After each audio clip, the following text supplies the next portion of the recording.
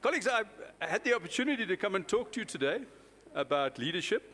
I'm privileged to be able to talk a little bit from experience, both in what I've learned as well as what I do.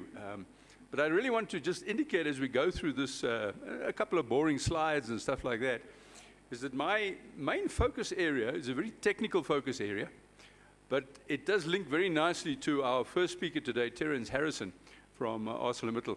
Because Terence and I, we've known each other, 10, 12 years, and we've done a lot of work together, and it's on the technical side that we work. And in fact, ladies and gentlemen, as you'll see where we go, if you want to inspire young people to lead other young people, I'd be ready to put some money on it. It's to lead them into technical and specifically where I work, artisanal occupations, because that's the occupations of the future if we got any hope of rescuing not only the South African economy, but a lot of the economy of the rest of the world. Here in South Africa and in other parts of the world, your basic infrastructure, the toilet and so on, are starting to collapse. You think that load shedding for electricity was bad? Wait till the water shedding comes along.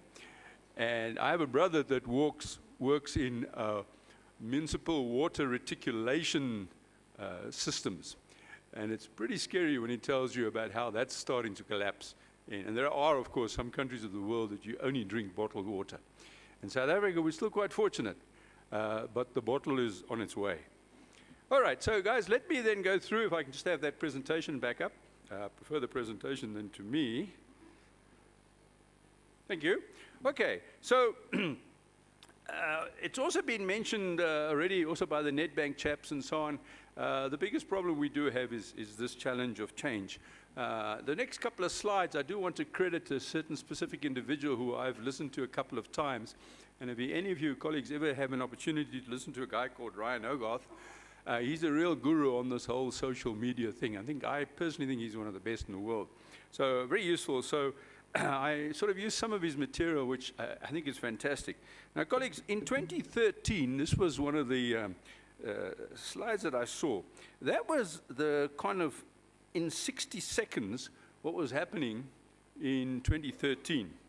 Now, where we are 2 years later. So you can imagine those numbers have just increased exponentially. Those are the kind of things that were happening. Every minute that was happening in 2013. It's phenomenal when you have to handle that kind of change. And the people that manage that change the best are, in fact, the good leaders. Bottom line, that's it. Now, of course, you've got to do that yourself first, and then help others to do that. And there is a slightly adapted model, which I've used for many years, and I keep changing it myself. But in very simple terms, if you can get the time, you see that sort of a timeline between when change is announced until you've got the intended result, you've got to get that time down to the shortest possible period of time, and then you'll be successful. Now, in the environment I work with a huge number of, that old word, stakeholders, a lot of people across our range of environments. That's because we're government, you see. And we introduce certain changes from time to time. And the kind of reactions you get are not just surprise and frustration, but volatile anger and stuff like that. Just recently, we put a little document out. You know, in government, we have this thing of putting a thing out for public comment, you know. So we put something out for public comment. We made the public comment period only 15 days, and we kind of released the thing on a Friday afternoon at 5 o'clock, you know. I've got another friend who puts his public comment government gazettes out on the 16th of December for 15 days, you know. These are the strategies, you know. And it's very effective, that, you know. Yeah. Okay. So, guys, this curve is something you've really got to manage. And we seem to have done quite well in some environments when we've managed this curve. And the reason why we are better at it, I think, than some of the other areas is because one of the things I've also learned many years ago through studies, and particularly around the leadership studies, is that if you work in a specific environment like mine, artisan development or apprenticeships, you've got to look at what is referred to as the total system. If you exclude something, that thing will come and bite you a little bit later on. All right. So just try to make sure that you're working with everybody, which is a big ask sometimes. And of course, there's a quote from the white paper. Now, the artisan system, just to give you an idea, if anybody's interested in technical stuff, artisan development in our country, that's the system. And if you can just look at the number of people that are involved in a system like that, you have the public colleges, the private colleges, the technical high schools, schools of skill. Maybe you've never even heard of a school of skill. There's 230 of these things in South Africa. They have 8,000 learners. These people produce the best panel beaters in the country.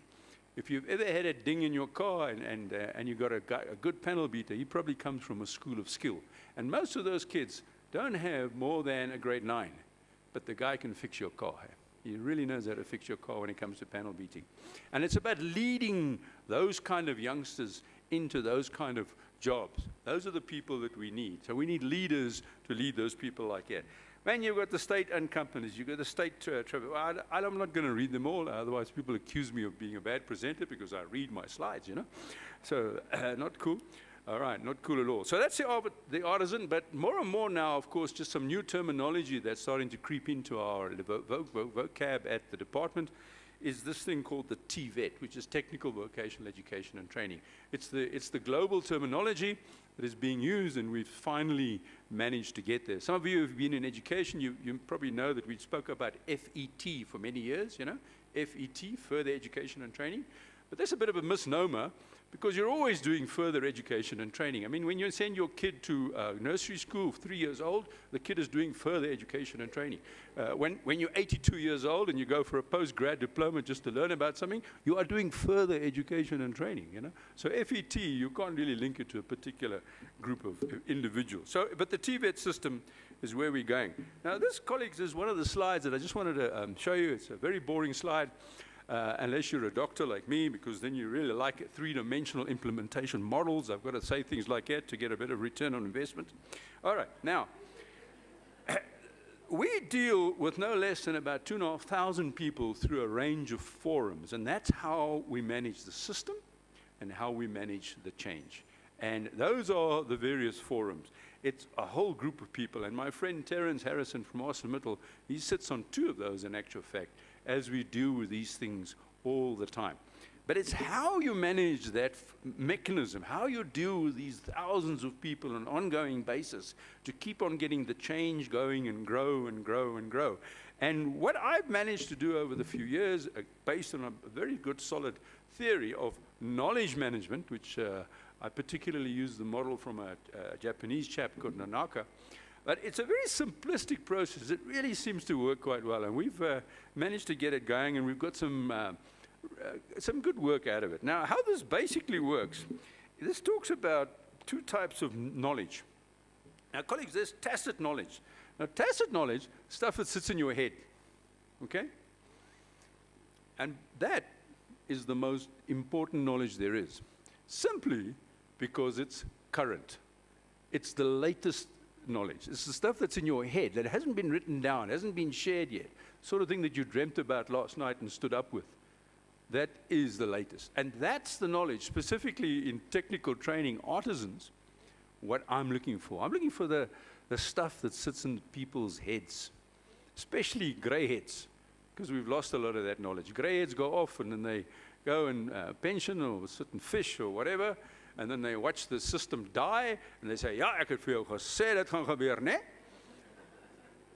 So what I do is I get those oaks together, guys like Terence, I put them around a table, and I ask him a question, he tells me something, and I ask the guy next to him, well, what do you think he said? And so you get 2 guys starting to share the stuff in their head, okay? And what happens as a result of that, you have this thing called internalization. The tacit knowledge becomes a bit more explicit. You follow? It's no longer in your head, it's now like in a conversation. And the 2 guys are starting to share it. If you have got 2 and 4 and 6 and 8 and so on, you got a whole Ponzi scheme going of knowledge management there, you see? All right. Now, the trick is now to have somebody in the back corner, and it's very easy these days with cell phones and so on, recording all of this stuff, so that you can write it down. And colleagues, this is where you're starting to get real explicit stuff. You put the stuff in a book, a report, a government gazette, something like that, you see. So you've got it. And we've been doing this now for 5 years, and slowly but surely we've been getting some amazing results. I'm not a wild person, and I know some of my colleagues from the University of Stellenbosch over there, or maybe even Duke University, might not agree with this statement, but I'm not wild about this so-called traditional research, where you go out, questionnaire, focus groups, a year, PhD, bar, dissertation, thesis, boom, what happens? The damn thing lands up in the library. And so most people that do doctoral research do doctoral research for the next doctor research to refer to. You see? All right. They don't actually apply the stuff, And this is my huge problem. And of course, in government, we have a huge problem here. We produce huge reports, and I've got about 400 of these things. It's just sitting in my cupboard at home. And we don't apply this stuff, And so we prefer this thing, because by doing this, you keep going and you get real current knowledge. Yes, you've got to have the libraries, you've got to have the research. That's part of knowledge management. Terence explained it this morning quite nicely when he said you must have an integrated knowledge management system. But this is the more important part, the tacit stuff, you see.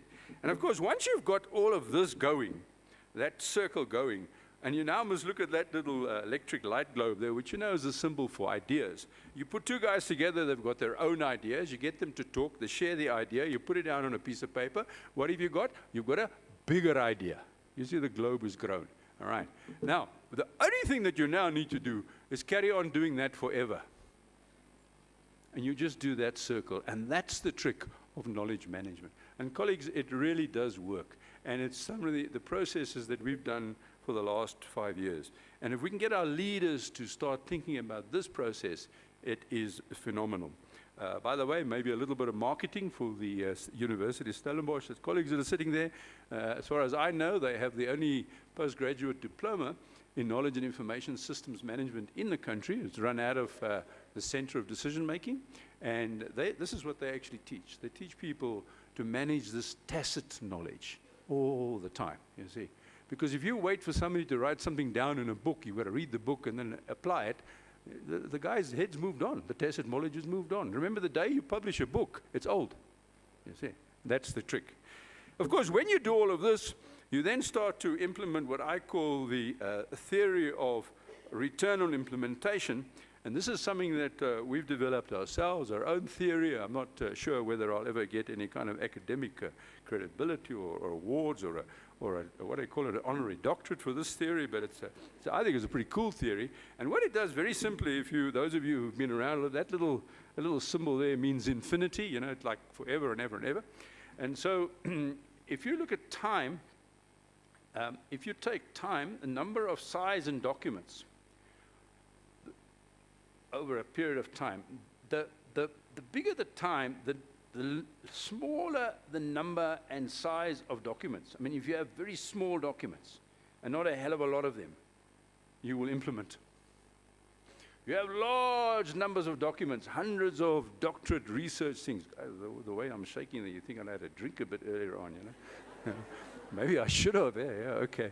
Yeah. But of course, if you have huge numbers of documents and hundreds of them, like the stuff that's stuck in the research libraries, guys, implementation starts to disappear because people are worried about the documents and so on. And when you give a guy a 7, have you looked at the National Development Plan that was developed? The thing's 3 volumes. Hey, no wonder we're not implementing, Yo, okay. And I said to Trevor Manuel when I met him, I asked him, guys, Trevor, where's the 1-page summary? And he said to me, what? I said, give me 1-page summary and we'll do this thing.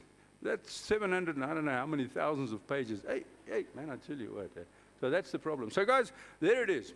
Knowledge management, let's get our leaders to do that. And we'll be a lot better at going forward. And some of the 2 things that I just wanted to mention, which might be very boring for many of you, but if anybody is an artisan or a technical person in our country, this was a phenomenal change in our system. And I'm not going to go into the CETAs and all that stuff and so on. But we had a huge problem in our country before this. This was October 2013, in that we had no less than 18 different sectors producing their own certificates for artisans. I had 10, this is the electrician, I had 10 electrician certificates, a mining one, a local government one, a manufacturing one, a water board one, a municipality one. Now, if a guy loses his job in mining and he's got a certificate that says a mining electrician, now there's a manufacturing company across the road that's like looking to employ an electrician. They don't want to take him because he's not a manufacturing electrician, you know. Guys, I don't know why we ever did that.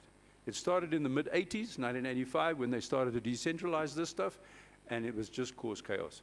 We managed to turn it around. It took us 3.5 years negotiating with thousands of people to turn this thing around using that knowledge management system. It's just a matter of, you know, you talk so much about it, and you hou hom net aan praat and praat and praat, and eventually they ook said, all right, we give up, and then you do it. You see? And that, I think, is the trick, you see. And so we have now in South Africa, for our trades, and there's a sample of it, one national certificate. So where you're an electrician, you get a national certificate that's issued by the department and the main quality assurance body, and you have total flexibility now and so on. Of course, a lot of the other countries like Canada and Australia also are like that, because they can pinch our guys again. The other big thing, colleagues, that this systemic achievement has had, and this is a area that I want to now move into in my discussion for young people and our leaders of our society, how they can help young people to get into jobs, is this thing of the decade of the artisan. We are very fortunate in our department to have a deputy minister, a gentleman called Mr. Mduduzi Manana, who is a tremendously energetic young man. Not too surprising, because he's actually the youngest member of the executive, of the cabinet, and he's our deputy minister. And he came to us a while ago and said, look, one of the things that he wants to do is encourage young people, especially young black people, to consider artisans as a career for the future. We still have a big cultural problem in our country, in that because apprenticeships and artisans over many, many years, effectively from about 1922 up to the mid-'80s, were for whites only. In fact, for white males only, you see.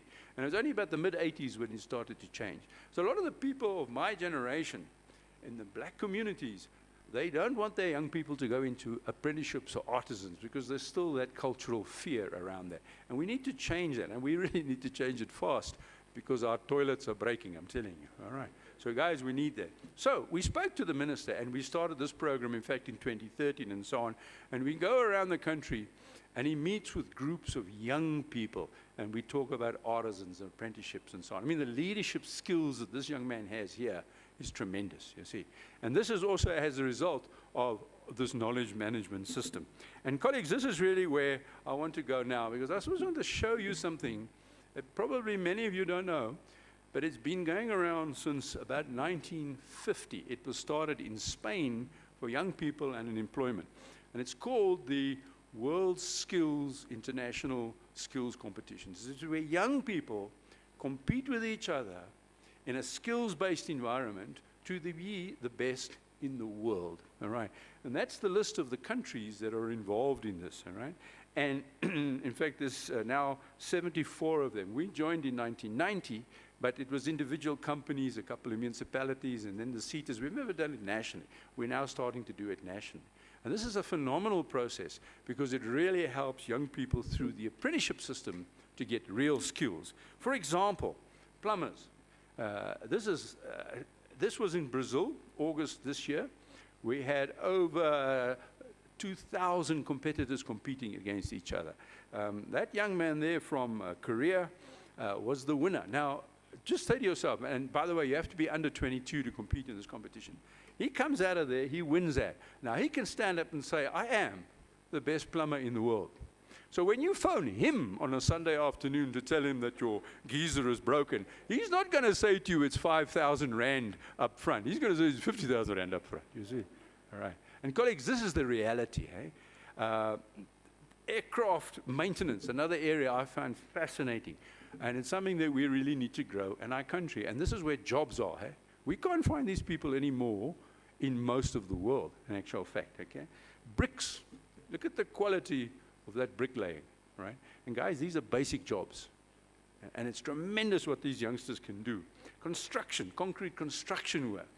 That's happening there. I was blown away by this, the size of this. This, by the way, is in a facility there in Brazil that's probably twice the size of Nasrec.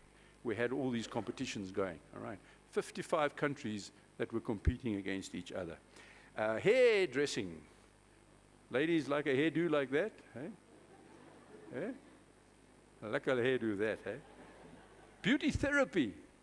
I was also very intrigued with this, how they compete against this environment. baking. Okay? And guys, this is a place in South Africa where we can create a lot of jobs, okay? The best baker in the world, okay? And of course, chefs. I mean, some of the chefs, some of these guys were doing amazing. And you can see there, they're all behind glass partitions. It's one country. And then, in fact, the chefs, there were 42 different countries that were competing. Just to give you a little bit of an idea how this works, by the way, it's 3.5 days for the competition. And they arrive and they're given a task in an envelope and they take it out and you've got 3.5 days to do a range of things. The chefs, for example, are given a menu and they must cook a range of things. Okay.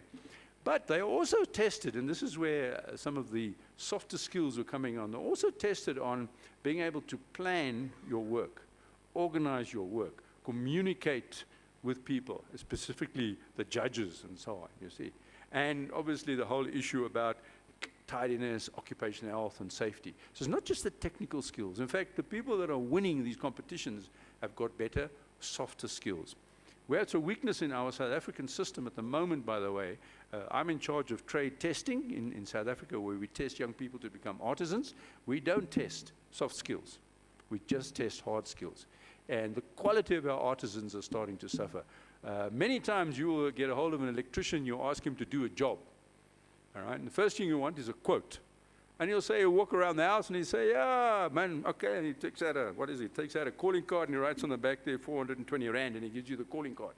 Now, that's not what you want. You want it laid out, the number of items, what if there's VAT involved and stuff like that, you see. That's where our South African artisans are not cracking it. And that's part of that process there. And so just to go on, a very big thing in the rest of the world and also in South Africa is floristry. And this is an Austrian lady who also won that particular competition. Landscaping, these were the Brazilian guys. Fantastic how they did this kind of thing. Now, colleagues, this started in 1950 in Spain because there was an unemployment problem in Spain amongst young people, and it's just grown and grown and grown. The three countries that are continually winning these competitions over the last 4 years, Germany, Switzerland, and Korea, South Korea. And just look at the economies of those countries. Okay? Germany, by the way, is the only country in the world that have reduced youth unemployment in the last 5 years. And it's because of this, you see.